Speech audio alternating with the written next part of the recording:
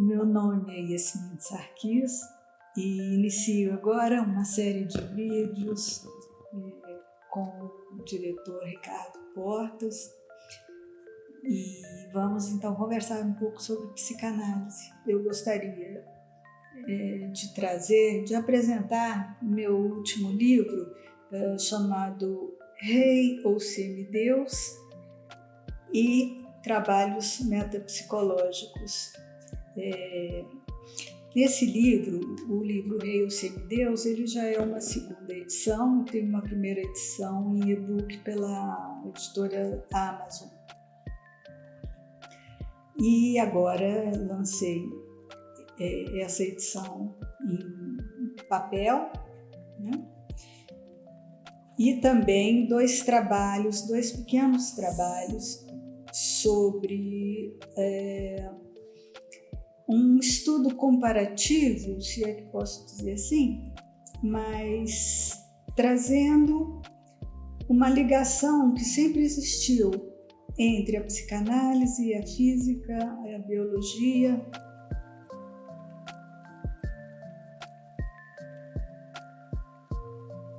Eu comecei a estudar a física exatamente para tentar compreender um pouco mais as questões metapsicológicas e principalmente no que diz respeito à dualidade, né? A dualidade psíquica que é tão presente na psicanálise. E eu sempre me questionava muito, mas como, né? A psicanálise, que é um método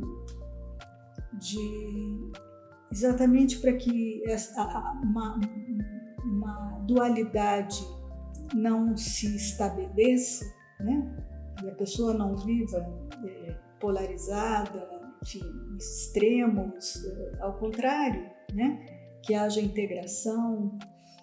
Mas, né? Então fiquei assim sempre muito curiosa com isso e eu realmente me voltei para os estudos da física e da biologia como sendo as bases da metapsicologia da psicanálise. Nesse aspecto, é importante mencionar um trabalho, na verdade um manuscrito que Freud escreveu durante uma viagem após uma visita a um amigo dele, o Dr. Fliess, e esse manuscrito ficou guardado anos e anos até após a morte dele, de Freud.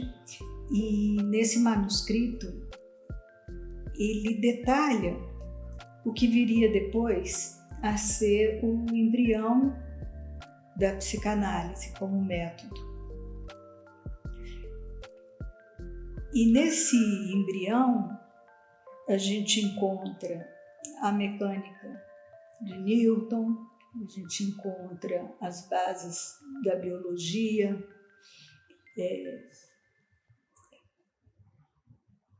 porque a psicanálise ela não faz uma distinção entre mente e corpo como uma situação estanque, né? A psicanálise ela lida com o aparelho psíquico, né? E não com o aparelho biológico, mas isso não faz com que ela separe, né, o indivíduo, o corpo e mente, mas há uma junção que é natural.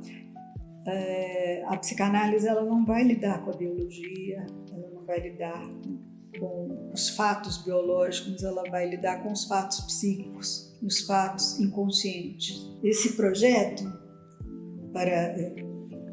de uma psicologia para neurólogos, né, como ele se referiu, foi escrito em 1895. Foi então no projeto que o Freud usou como referência alguns elementos que depois vieram a surgir como conceitos de pulsão. Esse conceito de pulsão é que eu uso nesses trabalhos de metapsicologia em correlação à física contemporânea, onde há uma formulação desse aparelho psíquico onde de fato surge a metapsicologia como método, técnica e todo um arcabouço teórico, né, da psicanálise, que é no trabalho A Interpretação dos Sonhos, né, sobre interpretações dos sonhos. Esse trabalho traz nos capítulos 6 e 7 a formulação desse aparelho psíquico e o que seria, né? O que é a metapsicologia. E a metapsicologia, ela é um tripé onde se baseia o método e a técnica da psicanálise, que é constituído de uma dinâmica, de uma tópica e de uma economia desse aparelho psíquico. Esse aparelho psíquico ele começa a ser estruturado a partir oficialmente desse trabalho da interpretação dos sonhos, e depois isso vai surgir de uma forma mais elaborada e mais integrada, digamos assim, em termos conceituais, no trabalho sobre sexualidade infantil em 1905. Então, esses são trabalhos pontuais, né, que eu considero que são referências para aqueles que tenham interesse e curiosidade sobre a psicanálise. Esses principais elementos, né, que estruturam a metapsicologia, e eles estão em função do que Freud coloca como um aparelho psíquico, um aparelho em que ele faz uma divisão, né? Essa divisão que eu acabei de colocar, mas essa divisão ela tem elementos, né? O que participa disso, né? Dinâmica entre o quê? Né? A economia entre quais? Os três elementos da metapsicologia, eles, dentro de um deles, né, que é o que a gente chama de tópica, existem outros elementos que são os mais conhecidos, que é o eu, o supereu e o isso, ou como traduções mais do inglês, né? Vieram do inglês, o ego, superego e o id. Esses elementos da tópica não excluem, ao contrário, eles integram toda a questão da força dinâmica e econômica desse mesmo aparelho psíquico. A dinâmica que envolve as trocas, né, todo um processo de elaboração, de transformação, de recalque, enfim, todos os processos psicanalíticos se dão nessa dinâmica desses elementos, assim como a economia, né, psíquica também, da mesma forma, onde tem os investimentos, né, investimentos da libido, que é a energia daquilo que Freud veio a chamar mais adiante, mais tarde, como pulsões de vida. Essas pulsões sempre foram duais, como outras questões também na psicanálise, a dualidade está presente. Nesse trabalho em que o Freud introduz a pulsão de vida e pulsão de morte em substituição das pulsões do eu e pulsões sexuais, e esse dualismo ele tem base na questão da física mesmo, da física de Newton, nas forças dinâmicas, né, da física também, porque a dissociação entre mente e corpo, ela não existe. E Freud conseguiu observar isso já quando iniciou os seus trabalhos com histeria. As histéricas mostraram a ele muito cedo que havia algo de desconhecido que se referia ao inconsciente. Ele pôde comprovar isso quando foi estudar com Charcot, na hipnose. Trabalhou com hipnose e sugestão por algum tempo. Um exemplo interessante que pode ser visualizado, né, numa cena cinematográfica, no filme Freud Além da Alma, diz respeito a uma cena com uma histérica, ao leito de uma histérica, numa visita médica, em que o Freud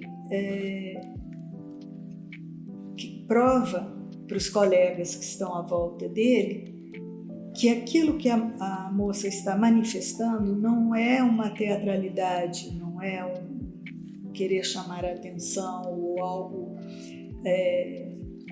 de um furor histérico, como se imaginava, né? Uma doença do útero. Nessa cena, Freud pega uma agulha e enfia na perna da paciente. E essa paciente não sente absolutamente nada.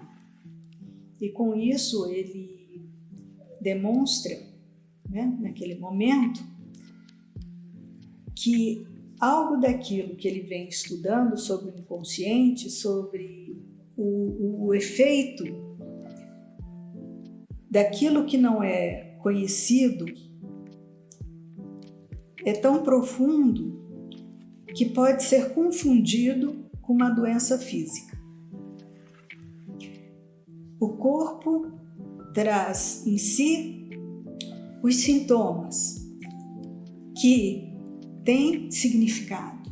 Esse significado, ele está inalcançável à consciência. A consciência sai da cena principal e passa a ser, a partir de então, uma extensão, né, uma parte desse aparelho psíquico, em que a parte de fato significativa e mais real é o inconsciente. Tudo que vem do inconsciente vai sendo trabalhado nessa dinâmica psíquica com a economia psíquica, né, formando instâncias psíquicas, e essas instâncias psíquicas que eu nomeei aqui, eu, supereu, isso, elas não são o centro, não são a coisa em si, né? Estamos usando aí um conceito de Kant.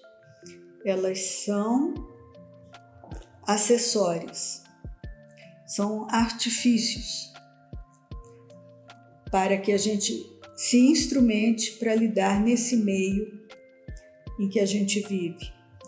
São as trocas, né? As trocas entre isso que a gente chama de meio externo e meio interno, entre o eu individual, o si mesmo, digamos assim, e o meio externo. Não se é senhor na própria casa. Essa frase usada para falar sobre isso, que a maior parte do que ocorre conosco, daquilo que nós somos, ocorre sem que a gente saiba.